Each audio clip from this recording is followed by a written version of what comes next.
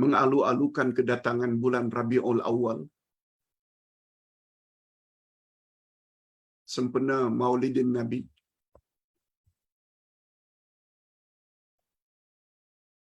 Kononnya pada hari itulah Nabi sallallahu alaihi wasallam dilahirkan. Pertanyaannya, betulkah ada ustaz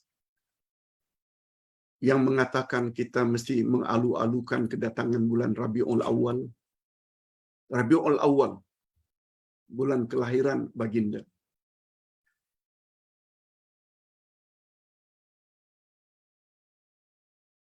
Jawaban ustaz, yang datang dari Nabi sallallahu alaihi wasallam, hendaklah kamu mengalu-alukan kedatangan bulan Ramadan. Itu ada. Karena Ramadan bulan berkat. Sehingga dikatakan doa para sahabat dalam satu tahun dari satu sudut terhadap bulan Ramadan, 2 saja. 6 bulan sebelum datang Ramadan, mereka berdoa, Ya Allah, panjangkanlah usia kami sehingga dapat menemui bulan Ramadan. Balighna Ramadan. Ya Allah, sampaikanlah kami, panjangkan usia kami supaya dapat menemui bulan berkat bulan Ramadan. Karena dalam bulan Ramadan banyak keistimewaan yang tidak ada pada bulan-bulan yang lain. Oleh sebab itu, bila kita berdoa mengalu-alukan kedatangan Ramadan, kita semakin happy. 6 bulan sebelumnya. Begitu masuk saja Ramadan, doanya jadi lain lagi. Ya Allah, semua kebaikan yang kami lakukan dalam bulan Ramadan, terimalah semuanya ya Allah. Sebab tidak ada sesiapa yang boleh menerima amal saleh kami kecualinya Engkau. Walaupun di sana sini terdapat kekurangan dalam amalan kami di bulan Ramadan, siang puasanya, tarawih, witir, sahur pada malamnya, tadarus, infak. Walaupun di sana sini ada kekurangan, mohon ya Allah, kiranya Engkau terima juga sebagai amal saleh. Itu bila sampai Ramadan. Terus menerus bulan berikutnya, Syawal, Zulqa'dah, Zulhijjah, Muharram, Safar, minta supaya Allah kabulkan semua amal saleh kita dalam bulan Ramadan. Begitu cara para sahabat berdoa. Cuma terhadap bulan Ramadan, bukan Rabiul Awal. Tidak ada datang dari Nabi sallallahu alaihi wasallam. Itu hanya rekaan para alim ulama.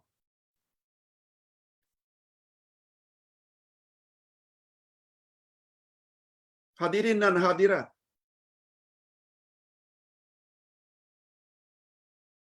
jangan dikira ya, Rabiul Awal itu tahun kelahiran baginda. Bulan Rabiul Awal jugalah bulan kewafatan baginda. Baginda wafat pada bulan Rabiul Awal. Mengapa kita mengalu-alukan kedatangan bulan Ramadan? Okeylah dari sudut, karena pada hari itu muncul manusia yang paling istimewa, yang bila kita ikut, kita akan bahagia dunia akhirat. Tapi bukankah bulan itu juga kewafatan baginda? Apakah kita suka baginda wafat? Sedikit gambaran dari Nabi yang mustahak tidak pernah datang dari Nabi. Hendaklah kamu senantiasa mengalu-alukan kedatangan Rabiul Awal. No. Yang datang dari Nabi, kemunculan bulan Ramadan. Itu yang dialu-alukan kedatangannya. Pertanyaan yang kedua. Jika kita bantu orang sakit ambil uduk, Pak Ustaz, guna spray. kita spray mukanya karena dia tak mampu. Kita spray tangannya.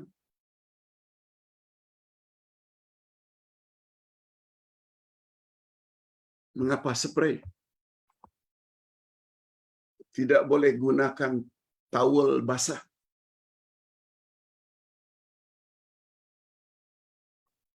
Sebab ada dua jenis amalan dalam wuduk.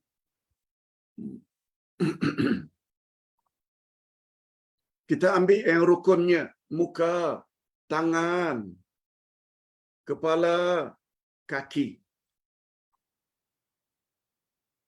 Anggota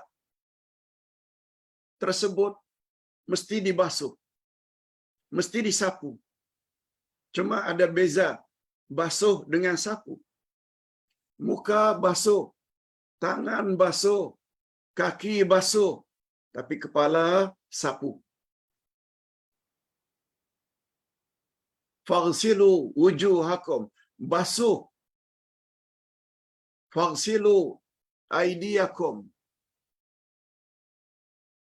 faghsilu arjulakum, kaki kamu. Tapi untuk kepala wamsahu, sapu. Beza basuh dengan sapu. Basuh mesti dengan mengalirkan air.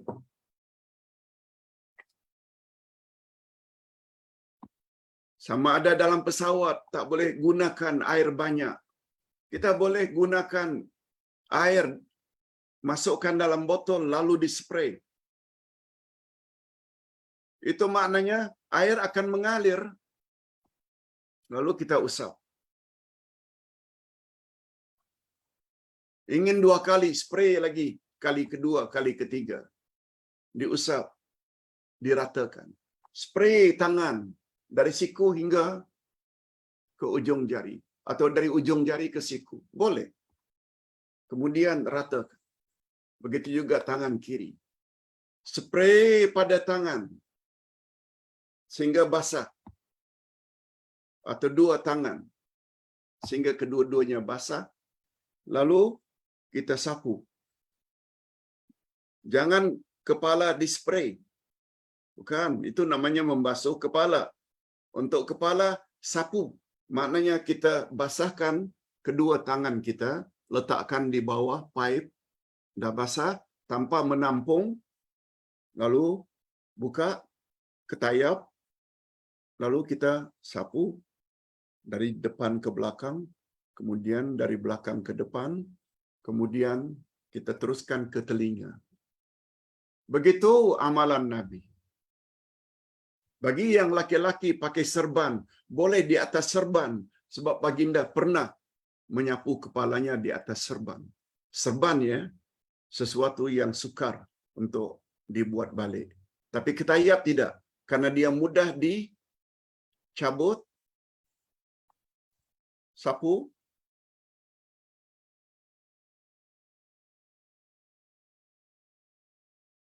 pakai balik, sesuatu yang tidak susah. Itu makna sapu. Kemudian spray kaki. Kanan. Kemudian ratakan. Gosok. Menggosok untuk muka, tangan, dan kaki. Hukumnya sunat. Digosok tadlik. Tadlik itu sunat. Tapi andai kata air sudah mengalir saja sampai ke semua bahagian yang perlu dibasuh, sudah memadai dan sah wuduknya. Cuma timbul pertanyaan. Kalau kita tolong orang sakit yang sudah terlentang, tak mampu, tapi ingin salat, boleh kita lakukan. Cuma pertanyaannya bagaimana dalam bab niat, Pak Ustaz? Yes. Kalau niat, mestilah orang berkenaan yang niat. Sebab dia masih sadar. Sebab orang yang sudah tidak sadar seperti dalam keadaan koma, tidak wajib salat.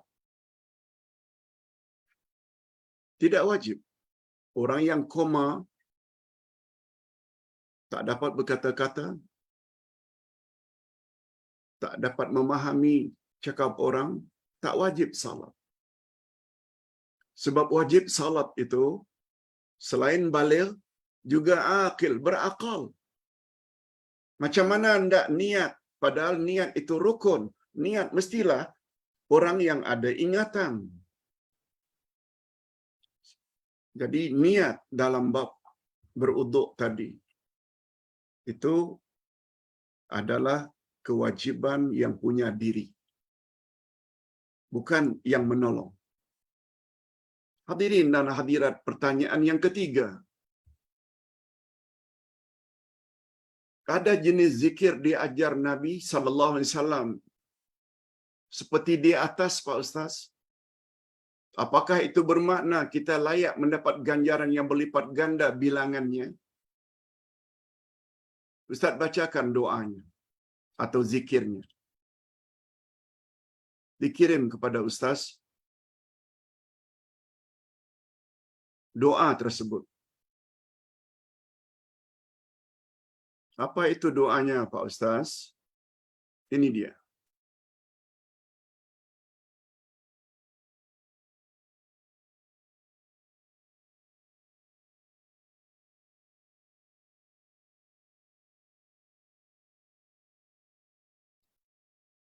Qala sallallahu alaihi wasallam, telah bersabda Rasulullah, ala ukhbiruka bi afdali au aktsara man zakarakal lail au aktsar min dzikrikal lail ma'an nahar wan nahar ma'al lail. Maukah kamu sekalian aku ajar zikir yang sangat afdal, yang sangat banyak kelebihannya daripada zikir malam ke zikir siang, yaitu kamu membaca zikir ini, subhanallah adada ma khalaq, subhanallah maha suci Allah sebanyak makhluk. Bayangkan makhluk sekian banyak. Subhanallah mil'a ma khalaq, subhanallah sepenuh makhluk yang Engkau telah cipta. Subhanallah adada ma fil ardi was sama. Subhanallah sebanyak bilangan apa yang terdapat di langit dan di bumi. Subhanallah mil'a ma fis samawati wa ma fis samai wal ard. Subhanallah banyaknya memenuhi langit dan bumi. Subhanallah mil'a ma khalaq. Subhanallah sebanyak makhlukmu. Betul tak? Makhluk tak dapat dihitung jumlahnya. Jadi subhanallah yang kita ucap itu sebanyak itu. Subhanallahi adada ma ahsa kitab.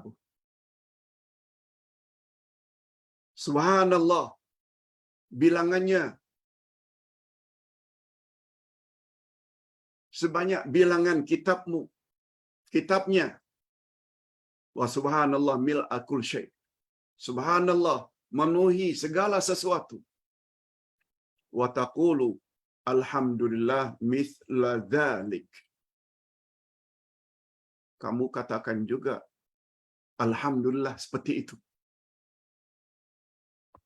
Alhamdulillah mil'us samawati wal ard. Alhamdulillah ma khalaq adada ma khalaq. Ringkasannya, bila kita berzikir subhanallah sebanyak apa yang terdapat di antara langit dan bumi, subhanallah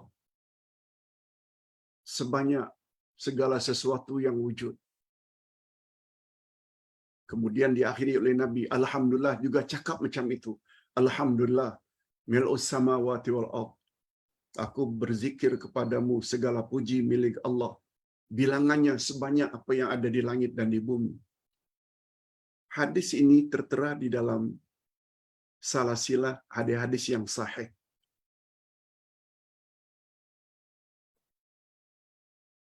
Yang ditanya oleh penanya, Pak Ustaz, Kalau kita baca seperti itu, apakah kita layak dapat ganjaran sebanyak itu? Jawabannya senang saja. Ini datang dari Nabi. Bukan direka-reka oleh alim ulama, kiai ke, habib ke, bukan. Datang dari Nabi. Hadisnya sahih. Itu bermakna dibenarkan. Kita berzikir seperti itu. Walaupun dalam bahasa kita. Astaghfirullahalazim, sebanyak bilangan makhluk yang terdapat di antara langit dan bumi. La haula wala quwwata illa billah. Sebanyak apa yang terdapat di antara langit dan bumi. Subhanallah. Sebanyak makhluk yang Engkau telah ciptakan. Yang sebanyaknya itu. Cakap. Walaupun dalam bahasa kita. Boleh hukumnya. Asalkan jangan kita berzikir dengan bahasa kita BM dalam salat. Itu yang tak boleh. Jadi jawabannya secara ringkas, hukumnya boleh. Sebab ia berdasarkan hadis yang sahih. Nah, yang terakhir.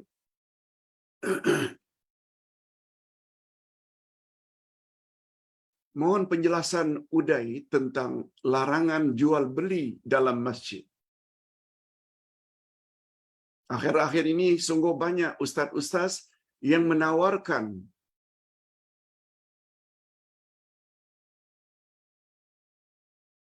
alat-alat untuk zikir, sama ada tasbih atau digital. Menawarkan madu. Kononnya madu yang original. Menawarkan atar atau perfume walaupun non-alkoholik. Menawarkan package umrah dan haji. Kalau itu semua termasuk ke dalam jual beli, promosi, perniagaan, hukumnya haram. Dilarang oleh Nabi sallallahu alaihi wasallam. Sebab Nabi pernah bersabda, siapa yang mengisytiharkan jual beli di dalam masjid, Allah tidak akan beri keuntungan perniagaannya itu. Sampai begitu Nabi Muhammad sallallahu alaihi wasallam bagi warning, amaran, perniagaan orang itu tidak akan beruntung. Cukup itu yang dapat Ustaz jawab pada hari ini. Mudah-mudahan ada manfaatnya. Soalan-soalan yang